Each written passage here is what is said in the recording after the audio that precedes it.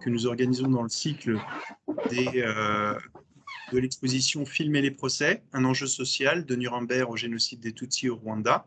Donc c'est une exposition qui a été montée par les Archives nationales en 2020-2021 et qui est accueillie aux Archives départementales des Yvelines depuis 2021 et qui est visible jusqu'au 22 avril 2022. Donc vous avez encore la possibilité de venir la voir.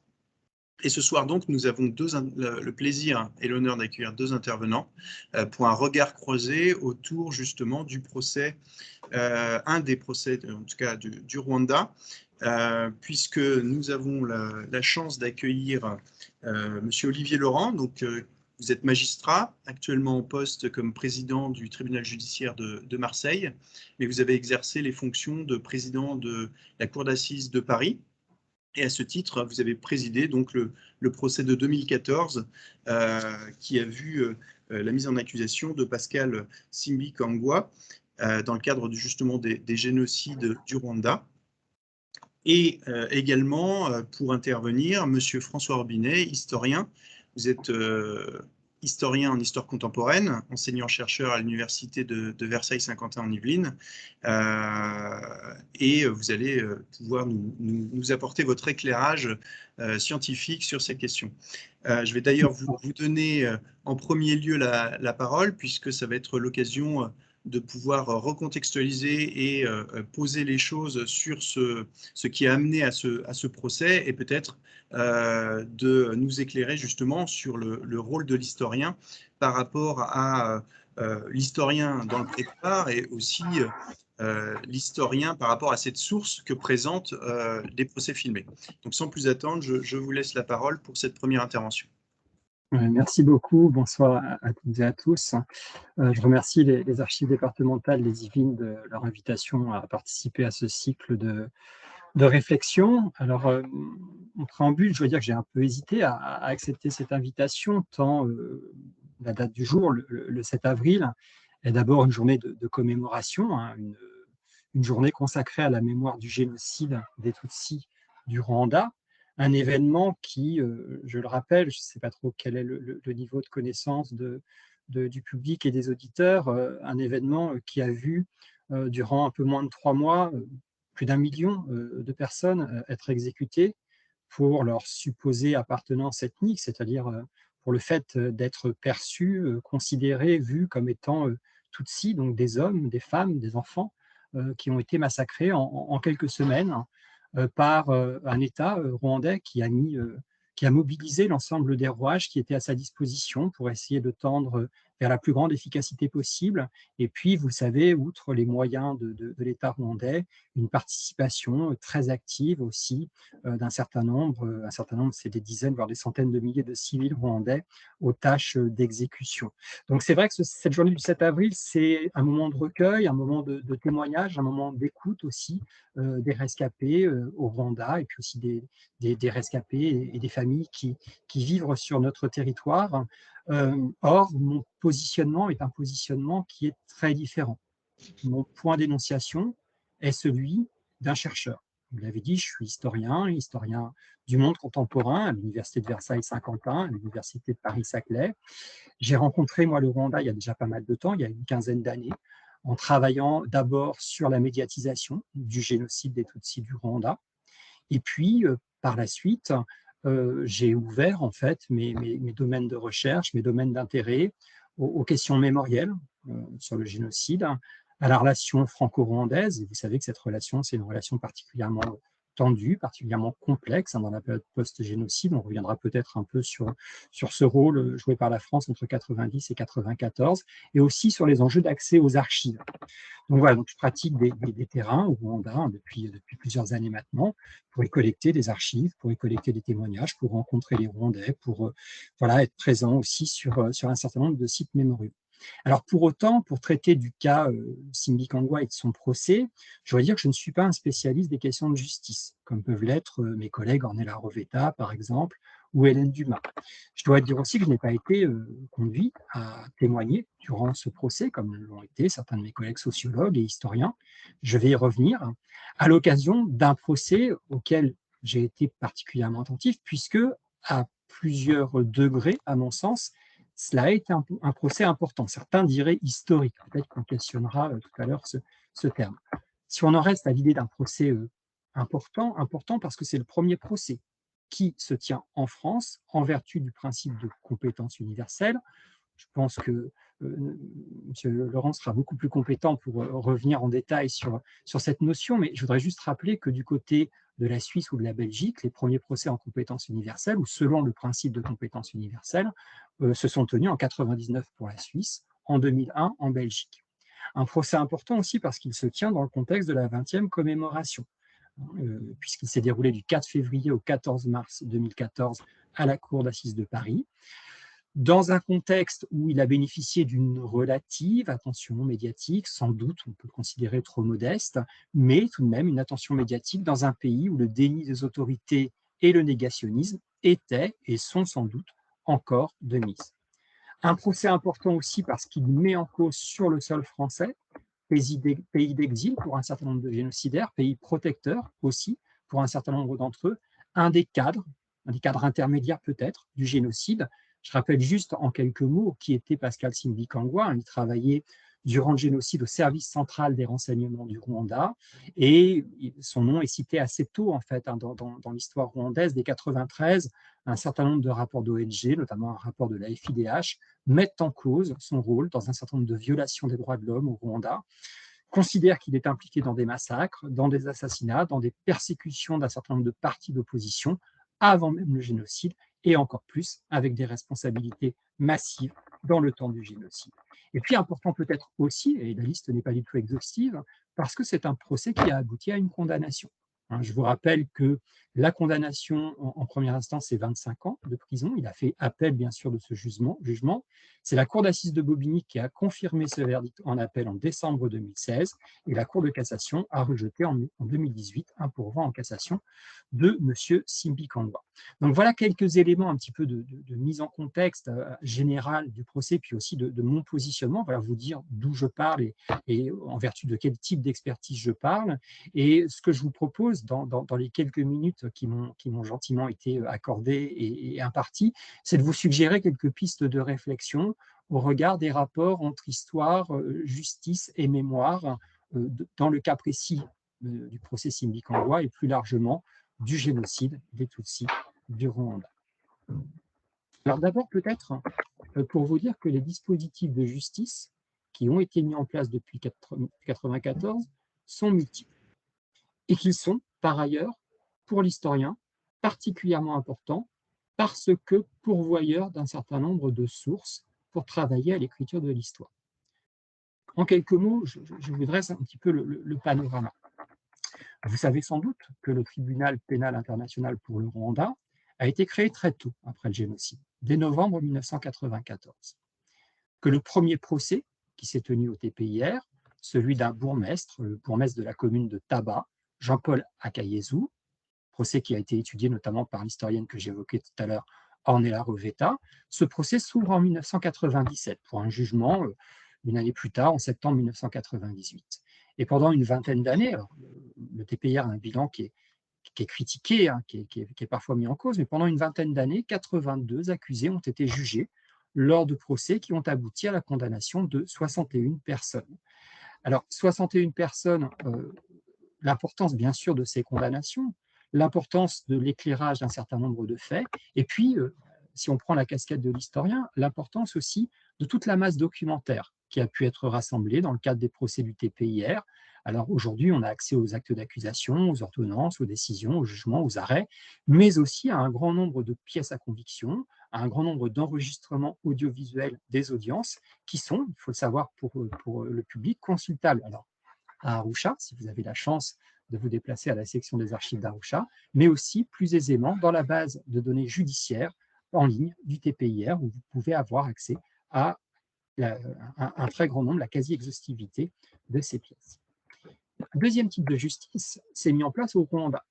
Une expérience originale de justice, qu'on peut qualifier de populaire, qui se met en place à partir de janvier 2001, qu'on appelle les gachacha, où, sous la responsabilité de citoyens ordinaires, élus par la communauté, ces élus, on les appelle les intègres, les tueurs, les rescapés, les témoins racontent le génocide à proximité immédiate des lieux où se sont commis et où se sont déroulés les massacres.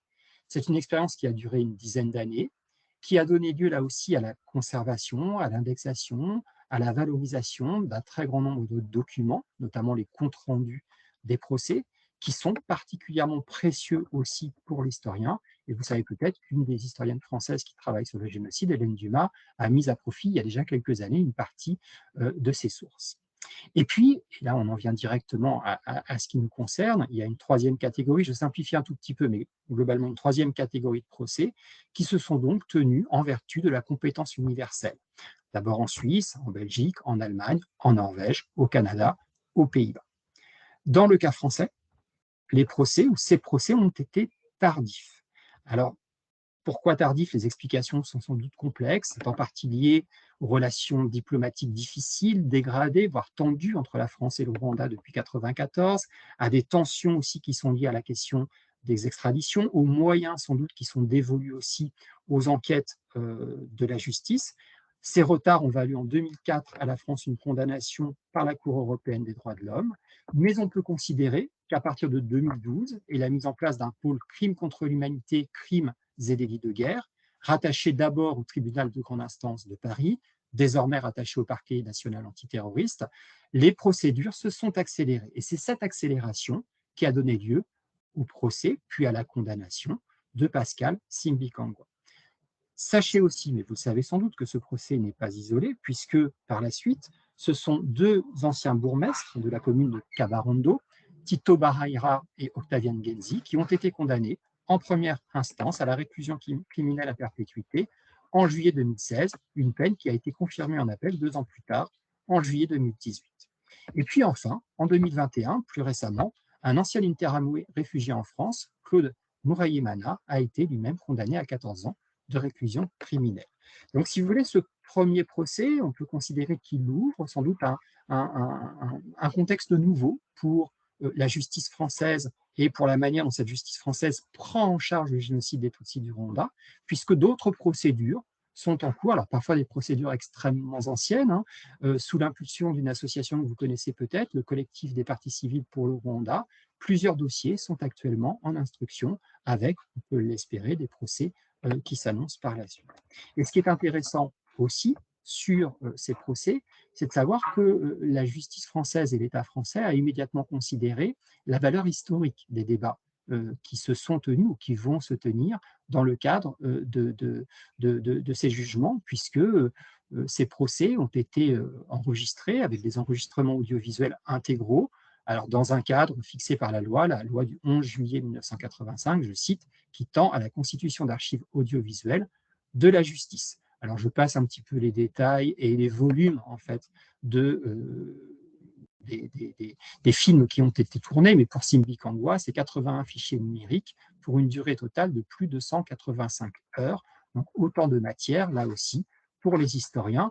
Et peut-être savez-vous enfin qu'un jeune historien qui s'appelle Timothée Brunet-Lefebvre a engagé dès 2019 un travail de thèse sous la direction de Stéphane Audouin-Rousseau sur les archives des procès Barreira et Ngenzi. Deuxième point que je souhaiterais aborder, c'est la question du rapport de l'historien au témoignage en justice. L'historien dans le prétoire. En effet, c'est une situation qui ne va pas forcément de soi, malgré l'obligation à comparaître et la condamnation qui accompagnerait le refus de témoigner. Mais là aussi, vous savez peut-être, et les plus anciens se souviennent peut-être, que dans les années 90, la profession des historiens avait été traversée par un débat sur la pertinence d'une présence historienne au sein des prétoires dans le cadre de procès pour crimes de guerre, génocide ou crimes contre l'humanité. Si je vous rafraîchis un petit peu la mémoire, c'est un débat qui s'était notamment déployé dans le cadre du procès Papon, dans lequel l'historien Henri Rousseau avait été appelé à comparaître. Il avait été cité comme témoin de la défense et il avait refusé à ce moment-là de comparaître, considérant que son témoignage risquait d'être manipulé par les avocats de Papon. Alors évidemment, la comparution en cour d'assises aujourd'hui ne permet pas le refus de témoigner, mais je voudrais insister sur ces débats, sur ces tensions qui traversent parfois la profession d'historien lorsqu'ils sont conduits à venir témoigner, sur les difficultés aussi que peuvent poser ce type de témoignage, tout comme sur leur utilité. Alors, difficulté, utilité, valeur, rapport à la vérité judiciaire. Quelques pistes comme ça de réflexion et peut-être d'échange aussi pour la discussion qui va suivre. Les prudences des historiens sont d'abord sur leur statut de témoin, c'est-à-dire qu'ils sont appelés à témoigner à la barre et souvent, en tant que témoins de contexte, à rappeler un certain nombre de faits. Et du coup, s'interroge sur la valeur de leur parole, la précision que celle-ci doit apporter. Finalement, le rapport aux sources qui fonde un peu la base de ce qu'on appelle l'attestation de la preuve, qu'en est-il lorsqu'on témoigne sans notes, sans documents à la barre? Qu'en est-il lorsqu'on doit répondre à un certain nombre de questions précises auxquelles on n'a pas forcément d'ailleurs de réponse toute faite? Et puis aussi, finalement, comment restituer toute la complexité d'une approche de sciences humaines et sociales face à des événements qui nous dépassent complètement dans un temps aussi limité face à un objectif qui est l'objectif de déterminer la culpabilité ou l'innocence d'un individu. Donc finalement, l'historien et plus largement le chercheur, je crois, se trouvent souvent désappointés, désarçonnés, en difficulté pour intervenir dans ce cadre-là, sans compter effectivement ce qu'évoquait Henri Rousseau, les risques d'instrumentalisation des conclusions de l'historien. Et en même temps, il y a un autre positionnement qui, à l'époque, était par exemple défendu par Jean-Noël Jeannet, qui est un positionnement, je crois, aujourd'hui assez largement admis et partagé, c'est que l'historien ne peut se dérober à sa responsabilité de citoyen vis-à-vis de la société et de la justice. Que sans doute la vérité historique peut et doit aider à l'établissement de la vérité judiciaire, et que les grands procès, comme ceux des années 90 ou comme les procès concernant le génocide des Tutsis, sont des moments où sans doute la justice joue aussi un rôle pédagogique et l'historien peut peut-être aussi assumer une mission ici de médiation scientifique, alors bien sûr dans l'arène du procès, et si le procès est médiatisé, plus largement auprès d'un vaste public. Alors dans le cas Sylvie Cambois, quels sont les historiens à être intervenus, ou plutôt les chercheurs à être intervenus, parce qu'il n'y a pas que des historiens. André Guichawa, Jacques Semelin, Stéphane Audouin-Rousseau, Hélène Dumas, Jean-Pierre Chrétien, Philippe Reingens. La plupart étaient déjà intervenus dans d'autres arènes, notamment auprès du TPIR, et la plupart de ces historiens ou chercheurs étaient habitués à témoigner à la barre. Ce n'était pas le cas de Stéphane Audouin-Rousseau, ce n'était pas le cas d'Hélène Dumas, mais pour les autres, voilà, il y avait un background et une expérience. On peut citer aussi des journalistes, Jean-François Dupaquier, Colette Breckman, Renaud Girard, Jean-Philippe Sépi, qui ont bien sûr un rôle un peu différent, mais aussi un rôle de témoin, d'observateur, et ce sont aussi des gens dont la connaissance du contexte permet d'établir un certain nombre de faits.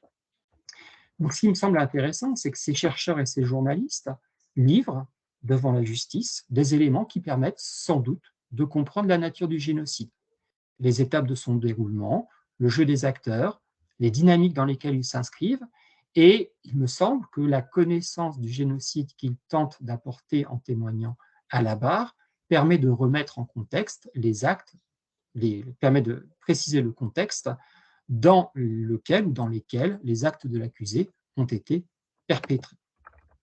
Donc ça, c'est un élément qui est, à mon avis, fondamental. Si on en vient à cette nouvelle génération de chercheurs, ou en tout cas au cas de Stéphane Audouin-Rousseau ou d'Hélène Dumas, ces derniers ont témoigné sur la manière dont ils ont appréhendé finalement leur convocation à comparaître. Là, je m'appuie sur un article de Stéphane Audouin-Rousseau qui s'appelle « Être témoin au procès Simbi Kangwa, un récit », paru dans la revue Grief en 2015.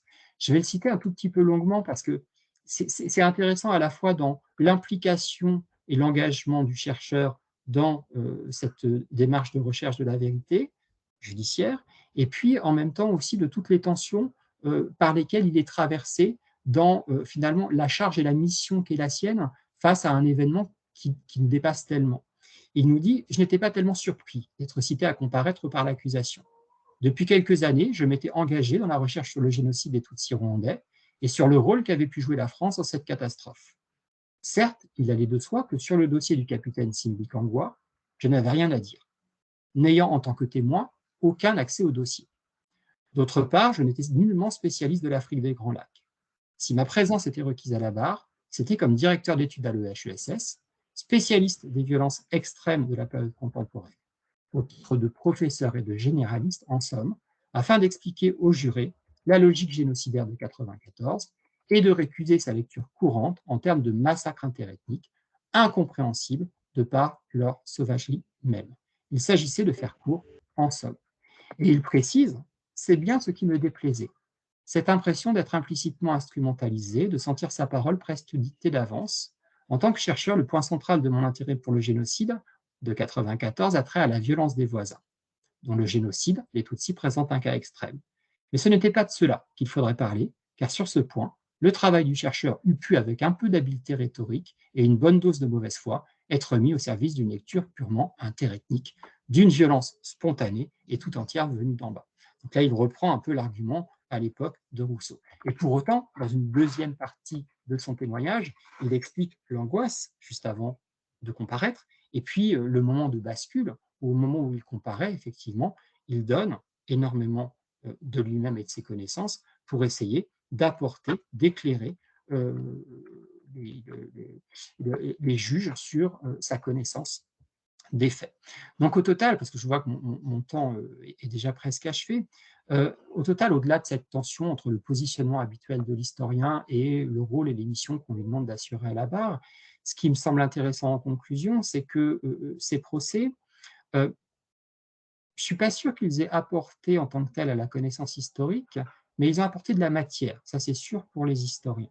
Ils ont apporté de la matière pour essayer sans aucun doute de comprendre encore mieux les faits, leur déroulement, et sans doute de comprendre encore mieux les cas spécifiques des accusés sur lesquels ont été collectées un grand nombre de pièces, et notamment dans le cas de Pascal Sylvie-Cambois, je pense que là, ce qu'on retrouve et ce qu'on explore avec une finesse et une granularité, voilà, qu'on avait peut-être déjà sur d'autres figures et sur d'autres cas, mais qu'on a là vraiment de manière assez explicite, c'est l'interaction et les porosités constantes entre un certain nombre d'acteurs, les militaires, les interamoués, les services de sécurité, les autorités administratives. Et cette fois-ci, pour conclure réellement, et je passe un certain nombre d'éléments que je souhaitais apporter, il me semble que ce premier procès en France ouvre, sans aucun doute, une longue série de procès, qu'il pose donc la question du rôle et de la place de l'historien dans l'établissement de la vérité rendue par la justice et de son rapport à la vérité historique, et peut-être qu'on rediscutera de cette tension qui me paraît assez intéressante, tout comme la tension entre l'enquête menée par la justice et l'enquête menée par les historiens. Et puis, pour finir, puisqu'on est dans le cadre des archives des Yvelines, je crois qu'il pose aussi la question de la préciosité de la préservation et de l'accès aux films des procès pour les chercheurs, pour les historiens, et plus largement, et sans doute que c'est le rôle de cette exposition, pour les citoyens français et étrangers. Voilà, j'ai essayé de respecter les 20 minutes, mais évidemment, je serais ravi qu'on puisse approfondir la question à travers les échanges qui suivront la deuxième intervention. Merci beaucoup. Merci beaucoup, François Robinet, pour cette première intervention très éclairante, justement, sur le rôle de l'historien, pas uniquement donné à un travail de recherche, mais peut être amené à apporter un témoignage. Voilà, donc s'il y a des questions, je propose qu'on les réserve pour la deuxième partie. Et sans plus attendre, je vais donner la parole à Monsieur Laurent, qui était donc, je le rappelle, président de la Cour d'assises de Paris pour ce procès de 2014. Merci infiniment aux archives départementales des Yvelines de m'avoir convié à cette réflexion collective sur ce qu'on pourrait appeler la justice dans les tourmentes de l'histoire. Et c'est bien parce que cette thématique est à la fois passionnante et nous concerne tous qu'en dépit de mon obligation de réserve et mon obligation de respect absolu du secret délibéré, j'ai accepté de partager avec vous cette première expérience, puisqu'il s'agissait, vous l'avez dit très bien, monsieur le professeur, du premier procès pour génocide et crimes contre l'humanité se déroulant en France au titre de la compétence universelle. J'y reviendrai effectivement dans un instant. Donc il n'est pas question pour moi ni de commenter directement le procès, ni de violer mon obligation de réserve et le secret du délibéré, mais bien de réfléchir et d'apporter mes réflexions sur cette expérience forte d'une justice prise dans les tourmentes de notre histoire et l'histoire du Rwanda. La compétence universelle, vous le savez, c'est la possibilité de juger en France des crimes contre l'humanité ou des crimes de génocide commis à l'étranger, par des étrangers, sur des étrangers, et donc avec aucun critère de compétence territoriale habituellement nécessaire pour qu'une juridiction française se prononce. Et c'était la première fois, puisque, je vous le rappelle, jusqu'à présent, la France avait eu à juger les anciens responsables politiques de la France de Pétain et de Vichy, comme Papon, Barbie ou Touvier, mais la France était concernée directement puisque des victimes françaises avaient été victimes de leurs agissements. Là, en l'espèce, le critère de la nationalité n'était pas un critère prérequis. C'est en cela que ce procès était une première pour la France. Ce critère de la compétence universelle nécessite, et on aura peut-être l'occasion d'en débattre tout à l'heure, nécessite toutefois deux conditions. La présence habituelle du fugitif sur le territoire français, et d'autre part, et peut-être surtout, la double incrimination, à la fois dans les pays où les faits ont pu être commis et en France, donc double incrimination du crime contre l'humanité ou du crime de génocide. Il faut que ces deux crimes soient poursuivis dans les deux cas, ce qui était le cas pour le Rwanda avec la loi du 30 août 1996. Mon propos portera sur cinq points. D'abord, un peu la définition du cadre juridique dans lequel la Cour d'assises de Paris s'est prononcée en première instance, puisque je présidais le procès en première instance. Ensuite, très rapidement, les faits qui étaient reprochés à l'accusé et les enjeux de ce procès pour la justice, pour l'institution judiciaire. Mon troisième point portera sur les difficultés qui étaient apparues au cours de l'instruction, puis ce à quoi moi j'ai été confronté pour organiser la logistique de ce procès un peu hors norme, et enfin les spécificités d'un procès portant sur le génocide de Tutsi, qui a fait apparaître effectivement des spécificités tout à fait particulières. Alors, la première question sur le plan juridique qui s'est posée à la Cour d'assises, c'était de savoir s'il y avait bien eu un crime contre l'humanité et un crime de génocide au Rwanda entre avril et juillet 1994. Aujourd'hui, ça paraît évident, mais ça ne l'avait pas été au début.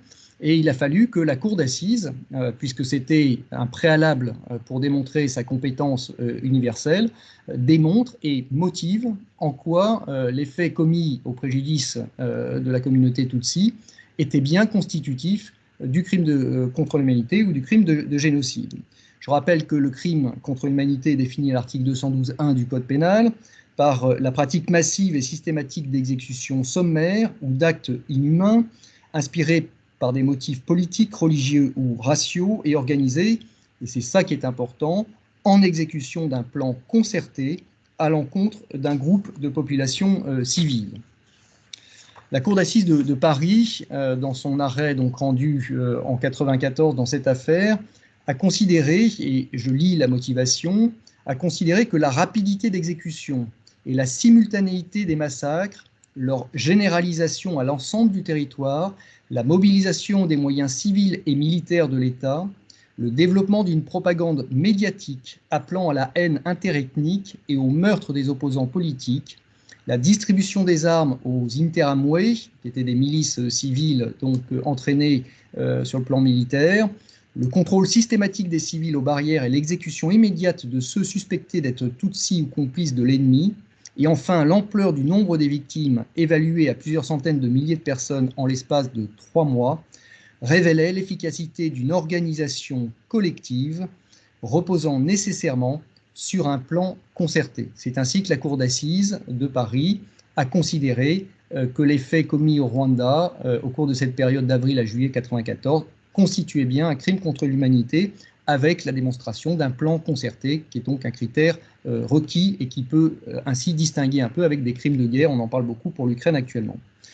Le crime de génocide est défini à l'article 211.1 du Code pénal par l'existence d'atteintes volontaires à la vie ou d'atteintes graves à l'intégrité physique ou psychique, en exécution, là encore, d'un plan concerté, tendant à la destruction totale ou partielle du groupe ethnique Tutsi en l'espèce. La Cour d'assises de Paris a également considéré dans sa motivation que le crime de génocide était également caractérisé par cette motivation.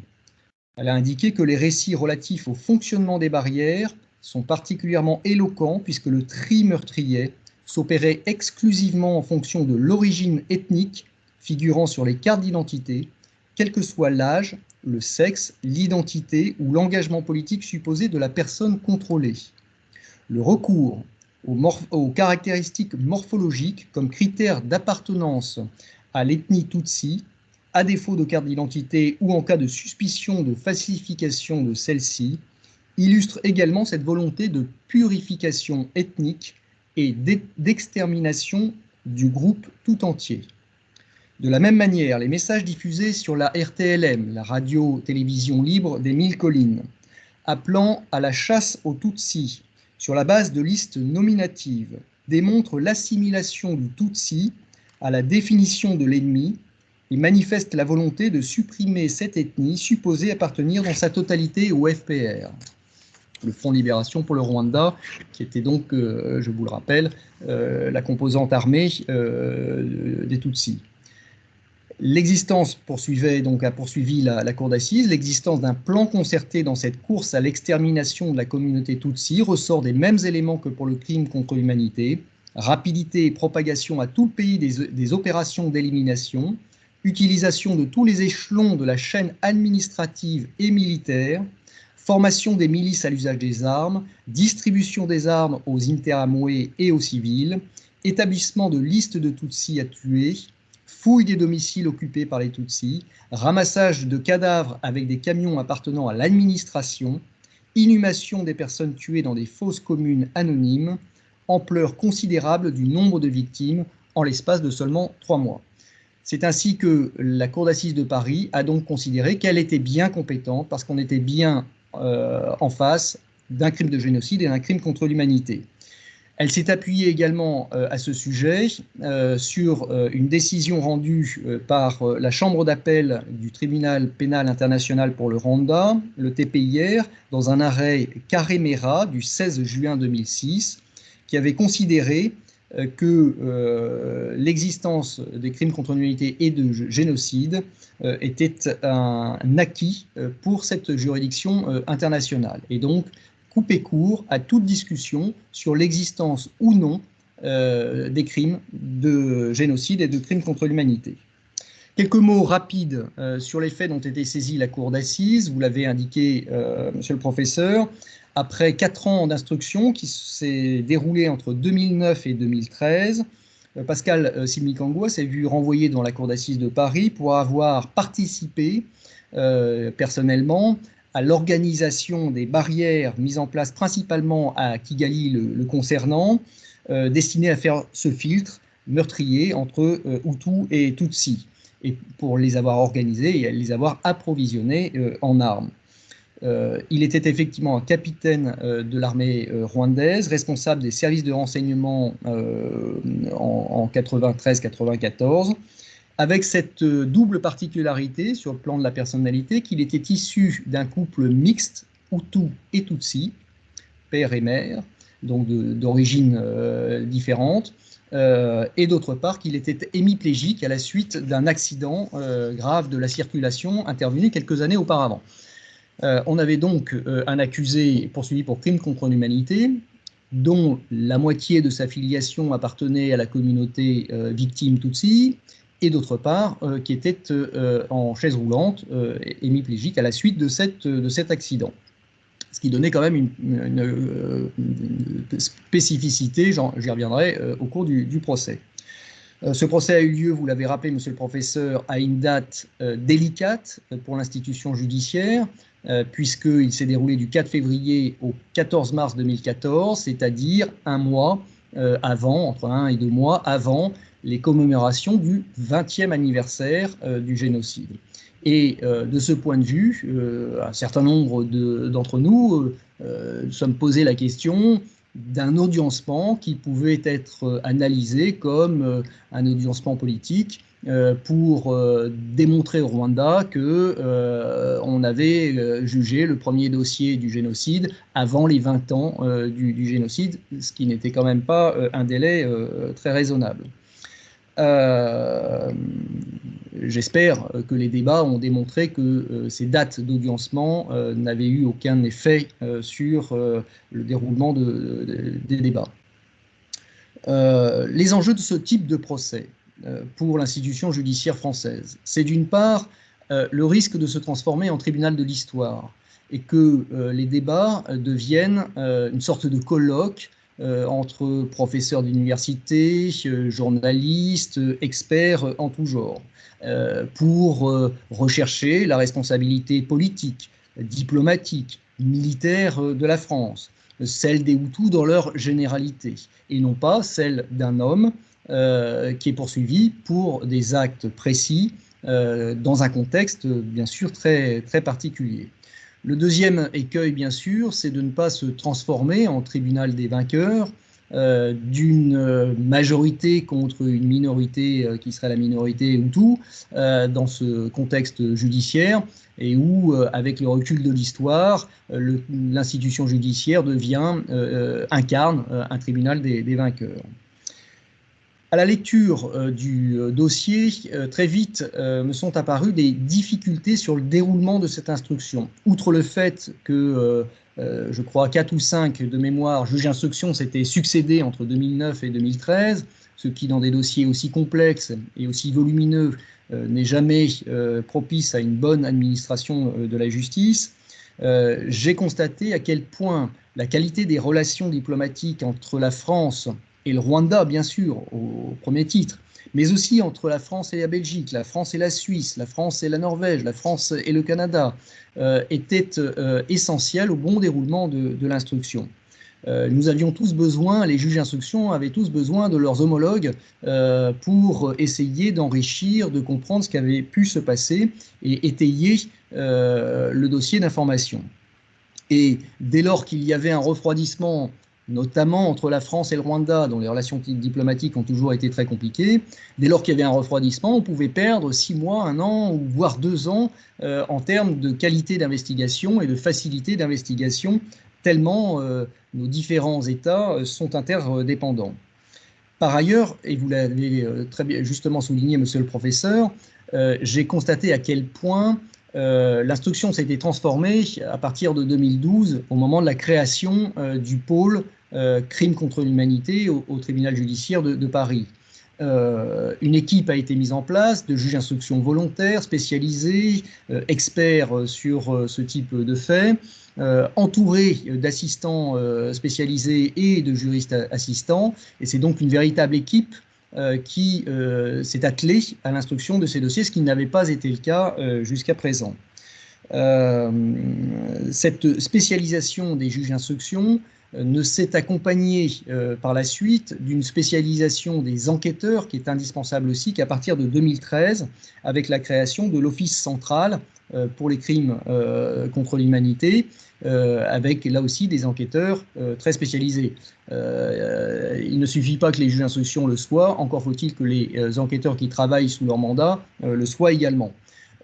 Et ce n'est que avec la création de ces pôles et de cet office central, qu'on a vu une certaine pérennité dans les personnels composant ces pôles, pérennité indispensable à la manifestation de la vérité et aux investigations. Autre difficulté que j'ai constatée à la lecture du dossier, c'était la difficulté des transports sur les lieux. Ces transports sont indispensables pour une bonne compréhension des faits reprochés aux personnes mises en examen. Or, ces transports, vous l'imaginez bien, ne sont pas simples. Le juge d'instruction peut se transporter à condition, à l'étranger, à condition que l'État requis l'accepte, mais c'est beaucoup plus délicat pour les avocats de la défense. Or, en l'espèce, un certain nombre de transports avaient eu lieu avec un représentant du ministère public, mais sans la présence des avocats de la défense. Et au cours du procès, ça a été dénoncé assez légitimement et assez fortement par les avocats qui n'avaient pas pu entendre eux-mêmes sur place un certain nombre de témoins.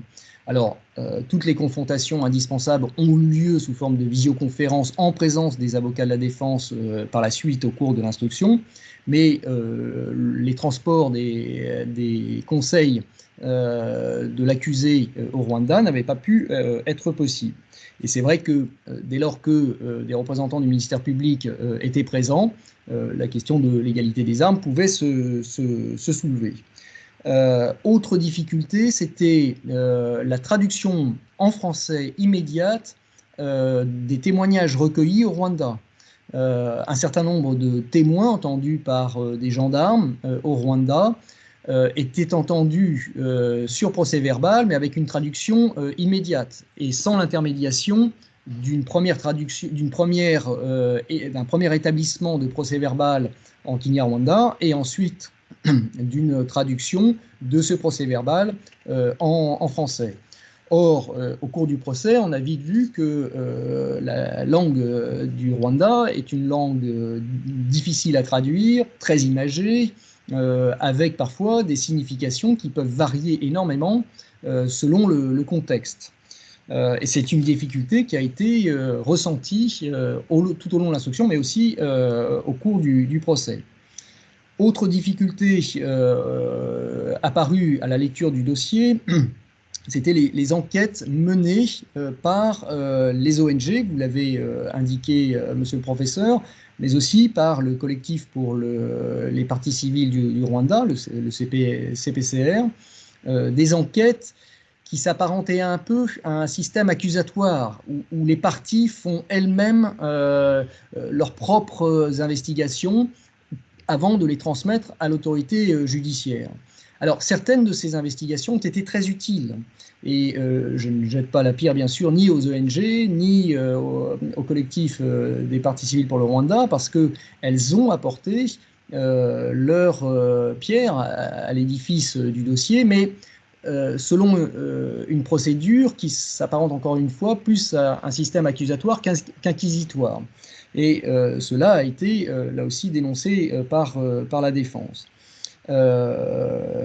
L'utilisation des décisions rendues par les juridictions coutumières, donc les fameuses gachacha, qui ont jugé quand même, je le rappelle, 2 millions de personnes à l'issue des faits au Rwanda, selon donc le droit coutumier Rwanda, a été délicat également à la fois au niveau de l'instruction et à la fois au niveau du procès. Car nous pouvions avoir des témoignages discordants entre des témoins qui avaient été entendus par ces juridictions coutumières et puis les mêmes témoins qui avaient été entendus sur commission rogatoire dans le cadre de l'instruction. Donc un ensemble de difficultés très spécifiques à ces investigations faites à l'étranger et avec cette articulation entre juridiction internationale, juridiction coutumière et juridiction nationale. C'est d'ailleurs la raison pour laquelle les juges d'instruction, à l'issue de leur information, ont décidé de faire un tri, moi j'avais jamais vu ça jusqu'à présent, un tri extrêmement important en écartant dans leur ordonnance de mise en accusation tous les témoignages qui paraissaient incohérents ou contradictoires avec ce qui avait pu être dit par les mêmes personnes devant le TPIR ou devant les gachacha. Et ce filtre a été de l'ordre de plusieurs dizaines de témoins qui ont été écartés par les juges d'instruction eux-mêmes. La préparation du procès maintenant, rapidement, puisque l'heure tourne, cela m'a pris 6 mois. 6 mois à ne faire quasiment que cela, 4 mois à plein temps, disons, enfin 6 mois quand même très, très denses, où j'ai donc baigné matin, midi et soir dans le génocide Tutsi. Avec des milliers de cotes, des milliers d'articles, de recueils à digérer. Contrairement à monsieur le professeur, je n'étais pas un spécialiste du Rwanda, loin de là, et je ne vous cache pas que ça a été quand même un très gros investissement sur le plan intellectuel. Outre un certain retentissement psychologique, parce qu'on ne passe pas 6 mois de sa vie, encore une fois, matin, midi et soir, à étudier un génocide ou des crimes contre l'humanité, sans que ce n'ait pas aussi un certain retentissement psychologique. Enfin, cette préparation Et ce jugement, ce type de dossier, a un coût énorme pour l'institution judiciaire.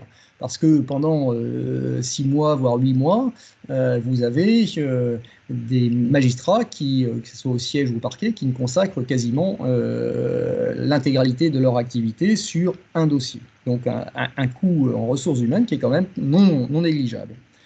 L'organisation du procès, je l'ai conçue en 3 temps. Une première partie sur le contexte, car j'estimais qu'il fallait absolument que les jurés, qui venaient de toutes parts, de tous horizons, devaient comprendre ce contexte historique, politique, diplomatique, militaire de l'histoire du Rwanda. La deuxième partie a porté sur le parcours de vie de l'accusé, sa personnalité. Est-ce qu'il était envisageable que quelqu'un dont, alors je ne sais plus très bien si c'est la mère ou le père, mais était d'origine Tutsi, ait pu contribuer personnellement ou pas au génocide, donc avec des psychiatres, des psychologues, des interrogatoires le concernant sur son rôle au sein de l'armée rwandaise, sur les livres qu'il avait écrits, sur sa participation au service de renseignement, et puis une troisième partie sur les faits. Je ne vous cache pas qu'au tribunal pénal international, ce calendrier d'audience aurait paru hérétique. Dans les juridictions d'influence anglo-saxonne, ce qui était quand même le cas au TPIR, on ne peut examiner la personnalité d'un accusé qu'après avoir statué sur la culpabilité.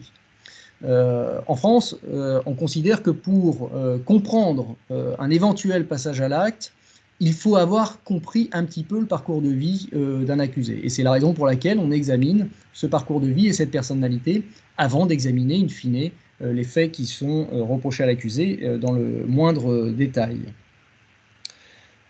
J'avais également conçu la préparation de ce procès avec un certain nombre de réunions préparatoires avec l'ensemble des parties civiles, défense, parquet, et même avec les organes de presse, pour faciliter la logistique. Un certain nombre de questions se sont posées. Comment l'accusé allait-il être extrait de sa maison d'arrêt tous les matins pour être ensuite réincarcéré le soir, après chaque jour d'audience pendant 6 semaines, alors même qu'il était en fauteuil roulant. Et nous avons réussi à obtenir, moyennant un budget non négligeable, à la demande des avocats de la défense, qu'ils puissent bénéficier d'une ambulance. Mais cela a quand même facilité le déroulement du procès. Il a fallu également évoquer la question des citations des témoins. Le ministère public avait cité un assez grand nombre de témoins. Il était très difficile pour le président de la cour d'assises de savoir quels étaient les témoins que la défense souhaitait faire citer, et dans une moindre mesure les parties civiles. Mais c'était indispensable, ne serait-ce que pour mettre en place le calendrier de l'audience sur 6 semaines d'audience. Et puis, il y avait cette question de la rémunération des avocats de la défense qui était à l'aide juridictionnelle et pour qui c'était très difficile d'assurer une défense sur 6 semaines en ayant une indemnité fixée par l'arrêté de l'aide juridictionnelle et qui donc est quand même très faible par rapport au coût et à l'investissement que ça représentait pour eux. Je sais que d'ailleurs depuis, pour le procès V13, cette indemnité a été augmentée compte tenu de la durée du procès. Dans le cadre de la préparation de ce procès, j'ai bénéficié d'assistants spécialisés et de juristes assistants, tout comme les juges d'instruction en avaient bénéficié, et là aussi ça a permis de faciliter quand même ce procès. Un mot maintenant important sur l'enregistrement audiovisuel à des fins de constitution des archives historiques de la justice dans le cadre de la loi de 85, la loi Robert Badinter.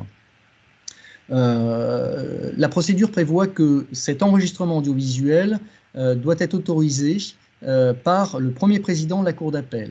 Mais il est prévu également que le président de la cour d'assises donne son avis. En l'espèce, c'était les parties civiles qui en faisaient la demande. La défense était extrêmement réticente à cet enregistrement. J'ai émis un avis favorable parce que, au même titre que Robert Badinter, que j'entendais encore récemment sur le sujet, j'estimais que l'histoire de notre pays, l'histoire du Rwanda, méritait que l'on puisse conserver une trace de ce premier procès au titre de la compétence universelle. La défense y était très opposée parce qu'elle considérait que cela risquait d'avoir une influence négative sur les jurés, considérant que ce procès était exceptionnel et que donc, compte tenu de son calendrier, compte tenu de l'enregistrement audiovisuel, ça pouvait porter préjudice à l'accusé. Et nous nous sommes mis d'accord avec la défense, après discussion, sur le fait que seuls les professionnels seraient filmés pendant la durée du procès, et que les jurés, que j'ai ainsi pu rassurer, parce qu'après tout, ils pouvaient ne pas avoir envie non plus de rester à la postérité dans le cadre d'un film, même à caractère historique, et donc la caméra s'est limitée à enregistrer les magistrats professionnels. Un mot sur l'influence de cet enregistrement. Très vite, alors le dispositif était extrêmement discret, je crois qu'il y avait 2 ou 3 caméras dans la salle avec une régie en fond de salle. Très vite, je peux vous dire qu'au bout de 2 heures d'audience, tout le monde a oublié la présence des caméras. Pour le meilleur comme pour le pire d'ailleurs, parce que j'ai peut-être moi-même eu parfois des postures ou des comportements qui, compte tenu de la fatigue, de la durée des débats, n'étaient peut-être pas à mon avantage. Mais en tous les cas, je peux vous dire qu'il n'y a eu aucune influence de cet enregistrement audiovisuel sur le comportement des acteurs du procès et des professionnels. Quelques mots sur les spécificités du génocide Tutsi sur le plan judiciaire. C'est un génocide qui a été très compliqué à aborder pour l'institution judiciaire et qui l'est toujours, car il n'y a pas de preuves écrites, contrairement à la Shoah et au régime nazi. Quasiment aucun ou très très peu de preuves écrites. Et donc, l'essentiel de la preuve réside sur la preuve testimoniale, avec des témoins de culture très éloignée de la nôtre, des problèmes d'interprétariat, des problèmes d'audition au Rwanda. Il a fallu parfois entendre des témoins rwandais détenus sous forme de visioconférence, en faire venir d'autres à Paris, des témoins qui n'avaient jamais quitté le Rwanda de leur vie, qui se sont trouvés en plein hiver dans Paris par des températures hivernales, qu'il a fallu faire prendre en charge par une association d'aide aux victimes. Bref, toute une logistique d'audition des témoins complexe à appréhender. Par ailleurs, il a fallu très précisément décrire le parcours de ces témoins. Étaient-ils Hutus, étaient-ils Tutsis, avaient-ils eux-mêmes été victimes directement ou indirectement du génocide? S'ils étaient Hutus, étaient-ils pris en charge par les associations de rééducation après le génocide au Rwanda? Bref, une nécessité d'appréhension avec la plus de finesse possible du témoignage devant la cour d'assises. Nous avons également, c'est une autre spécificité de ce génocide, eu recours à la projection de reportages TV, de documentaires sur les faits du génocide au Rwanda. Et c'est vrai que ça a apporté effectivement beaucoup en termes de compréhension du contexte, mais ça pouvait faire l'objet ensuite de débats historiques importants. Sur la question du statut de l'expert, à l'époque, c'était terrible, parce que nous n'avions aucun support juridique adapté à l'audition des historiens et des professeurs d'université. En effet, le Code de procédure pénale prévoit qu'un témoin est entendu devant la cour d'assises sur les faits ou sur la personnalité de l'accusé. Et là, vous l'avez très bien dit, monsieur le professeur, les professeurs d'université qui sont venus devant nous, ou les journalistes qui sont venus devant nous, n'avaient aucun élément à fournir à la cour d'assises sur les faits ou sur la personnalité de l'accusé. Et pourtant, leur témoignage, je peux vous l'assurer, a été essentiel pour une bonne compréhension du contexte historique dans lequel les faits reprochés à l'accusé avaient été commis. Et compte tenu de la complexité de ce contexte, ces auditions ont été extrêmement riches et enrichissantes pour la cour d'assises. La difficulté, c'est qu'à l'époque, le président de la cour d'assises ne pouvait pas poser des questions aux experts universitaires venant déposer comme témoins. Il devait faire spontanément leur déposition, c'est la procédure qui le prévoyait, et ce n'est qu'une fois leur déposition achevée que la cour d'assises et les parties pouvaient les questionner. Cela a beaucoup compliqué, et un certain nombre de professeurs d'université venaient à la barre sans notes, parce qu'ils n'en avaient pas le droit, n'ayant pas pu assister au débat avant leur audition, donc arrivant sans trop savoir ce qui avait pu être dit avant, contrairement à ce qui se passe dans un colloque, et sentant bien le risque d'instrumentalisation dont il pouvait être l'objet. Alors aujourd'hui, heureusement, la loi Confiance, qui vient d'être adoptée devant le Parlement, prévoit dans un nouvel article du Code de procédure pénale, l'article 656-2, que le juge d'instruction et par la suite les juridictions de jugement peuvent entendre comme témoins des experts ou anciens experts d'organisations internationales ou d'utiliser les rapports qu'ils ont rédigés. Donc on a un statut qui commence à se clarifier. Moi je pense qu'il faudrait aller plus loin encore et considérer que les professeurs d'université, les journalistes, les chercheurs sont entendus non pas en qualité de témoins, mais bien en qualité d'experts, même s'ils n'ont pas rédigé d'expertise dans le cadre du dossier d'instruction. Je vais conclure ce témoignage trop long, et je m'en excuse, par 3 questions. D'abord, la question de la composition de la cour d'assises. La cour d'assises compétente pour juger les crimes contre l'humanité, les crimes de génocide en France, est composée d'un jury populaire. On comprend bien le lien entre ce jury populaire et la nature des crimes jugés qui concernent l'humanité tout entière. Néanmoins, ces dossiers sont extrêmement complexes et puis ils sont répétitifs. Donc ça veut dire que depuis ce premier procès, il y en a eu un certain nombre d'autres qui ont été jugés. Vous l'avez rappelé, monsieur le professeur. Ça signifie que donc, théoriquement, les professeurs, les journalistes doivent être réentendus à chaque fois qu'une nouvelle cour d'assises se réunit. Donc une lourdeur extrême. Et puis, pouvoir se dégager pendant 6 semaines, pendant 2 mois, pour nos concitoyens, c'est franchement pas évident. Et parfois, moi, j'ai eu la crainte qu'on n'ait pas suffisamment de jurés pour participer à cette affaire. Donc, je pose la question, je sais que c'est une question complexe, mais ne devrait-on pas envisager une cour spécialement composée, au même titre que les actes de terrorisme, qui concernent toute l'humanité aussi, au même titre que le TPIR, qui ne comprenait pas de jurés pour juger ces crimes. Deuxième question, c'est la question de l'extradition. L'extradition des fugitifs réfugiés en France n'est pas possible à l'égard du Rwanda parce que le crime de génocide n'existait pas au moment des faits. Or, en raison d'un principe un peu sacré, en tous les cas extrêmement important dans notre droit français, la loi pénale n'est pas rétroactive et donc la France considère que on ne peut pas extrader un fugitif rwandais au Rwanda car le crime de génocide et le crime contre l'humanité n'existaient pas au moment des faits. Alors même que le Rwanda a supprimé la peine de mort, alors même que les Gacaca ont jugé 2 millions de personnes. Donc la question quand même soulève une interrogation. Et puis la dernière question, c'est cette question de la double incrimination qui reste en débat devant la Cour de cassation actuellement, puisque vous le savez sans doute, par un arrêt du 24 novembre 2021, la Chambre criminelle a considéré que cette double incrimination était nécessaire pour pouvoir poursuivre en France un fugitif. Or, on sait qu'un certain nombre d'États dictatoriaux pouvant commettre des crimes contre l'humanité ou des génocides ne sont pas forcément les premiers à légiférer sur ces contentieux. Voilà, donc la question est ouverte. Peut-être que la Cour de cassation va faire évoluer sa jurisprudence en la matière, mais ça reste une vraie question et elle se pose d'ores et déjà pour les faits commis en Syrie. Voilà, je vous prie de m'excuser pour la longueur de mon intervention.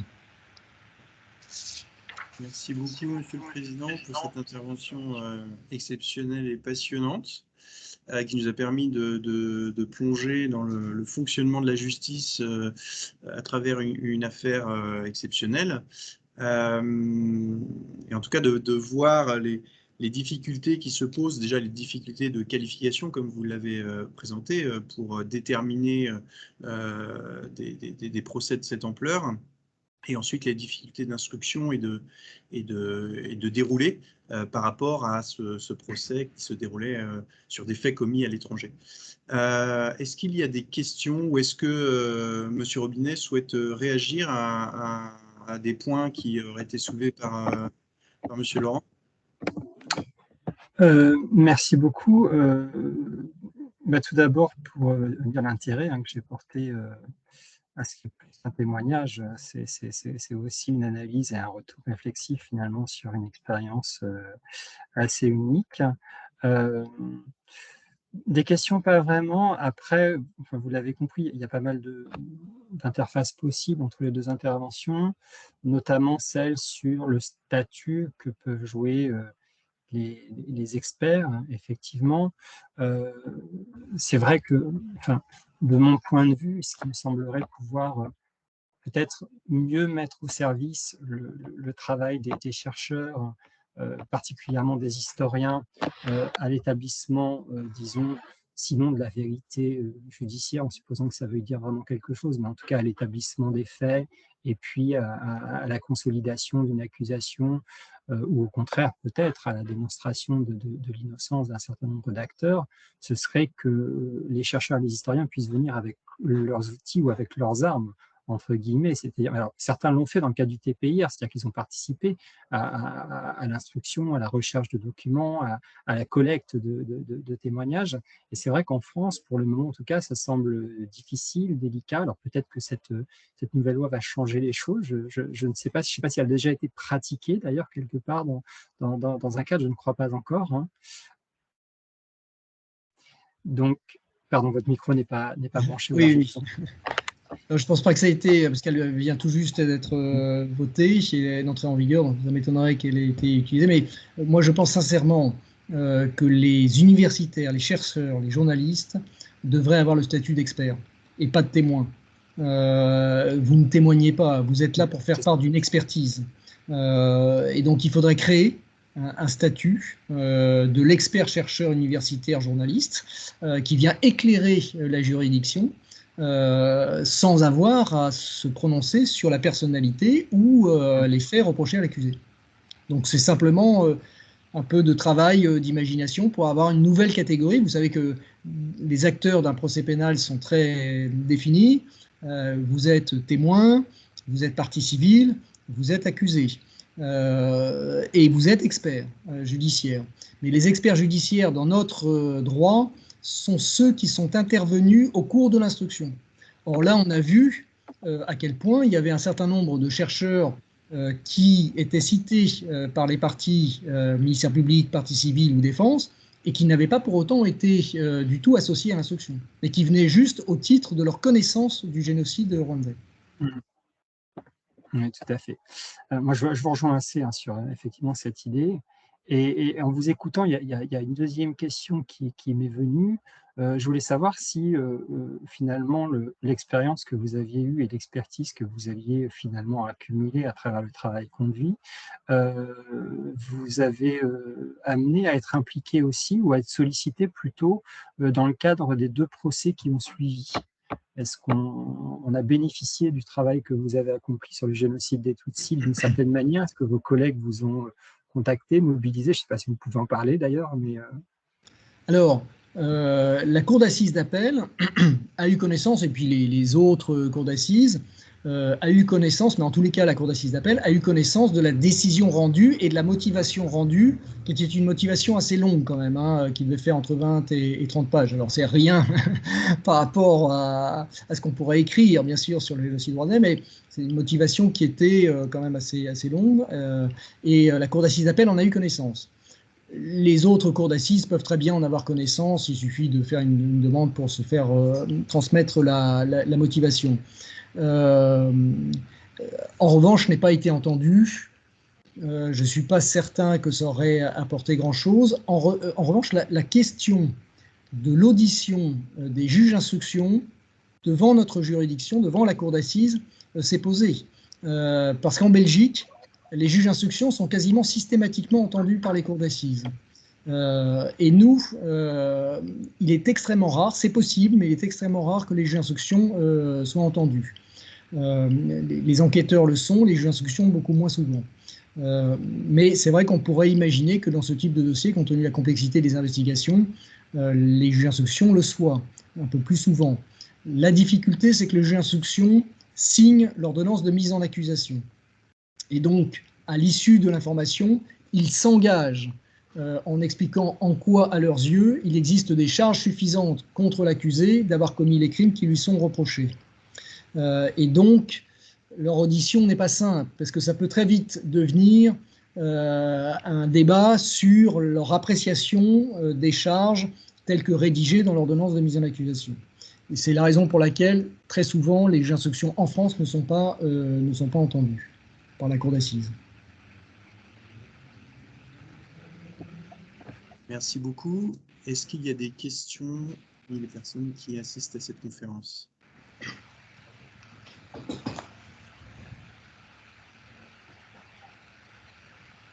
Vous pouvez ouvrir votre micro et prendre la parole.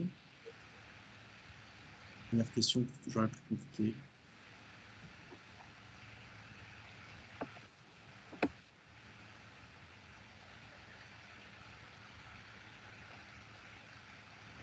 Pas de questions. Bon.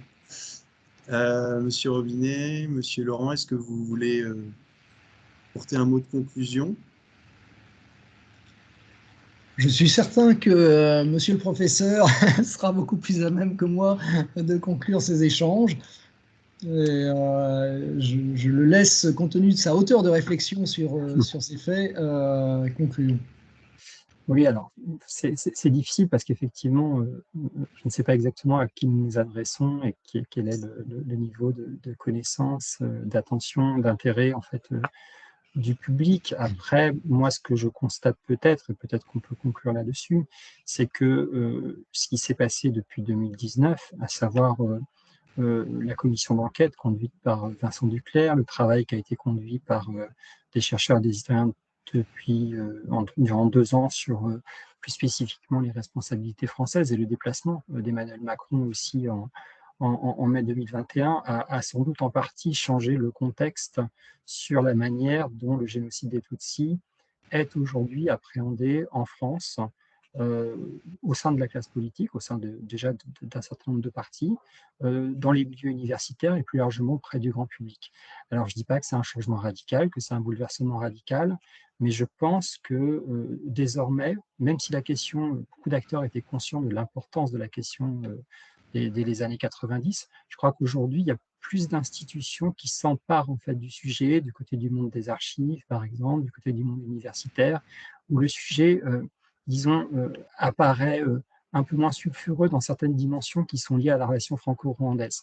Ça reste compliqué, hein, on ne va pas se mentir, bien sûr, mais je crois que ça a quand même décrispé un certain nombre d'acteurs. Alors, vous n'étiez peut-être pas directement confronté à cela, encore qu'on a vu qu'au moment des enquêtes, l'état des relations diplomatiques avait joué en fait sur la rapidité et la facilité des instructions. Je ne sais pas où on en est aujourd'hui, mais j'imagine bien que les choses ils ont fluidifié pour mener les instructions sur place, sur le terrain. Et je crois que de notre côté, au niveau universitaire, même si on a toujours pu aller travailler au Rwanda, contrairement à ce que certains veulent bien dire, je crois que ça va faciliter aussi de notre côté l'accès à un certain nombre d'archives dites sensibles. Donc, sans doute qu'on peut espérer encore dans les années à venir des progrès conséquents en fait dans les connaissances qui sont portées sur ce génocide, déjà très bien connu, on sait déjà énormément de choses, mais vous savez que plus on en sait, plus on voit aussi parfois des domaines, des actions, des lieux, des comportements, des événements qui sont moins bien éclairés que d'autres. Et donc voilà, j'ai plutôt tout ça pour exprimer plutôt une confiance dans cette journée de commémoration, dans notre capacité collective à aller plus loin en fait dans la connaissance fine et intime de cet événement majeur de la deuxième partie du XXe siècle et plus largement de l'histoire humaine d'ailleurs. Merci beaucoup pour ce mot de conclusion et pour que la mémoire perdure justement, la prochaine conférence sera consacrée à la conservation des archives audiovisuelles de la justice, où nous aurons l'éclairage d'un archiviste et d'un historien sur le sujet. Je vous remercie vraiment, Monsieur le Président, Monsieur le Professeur, pour ces interventions de grande qualité. Et puis, voilà, je dis au revoir à tout le monde et à bientôt pour la prochaine conférence. Merci à tous. Bonne soirée. Merci. Bonne soirée. Merci. Bonsoir.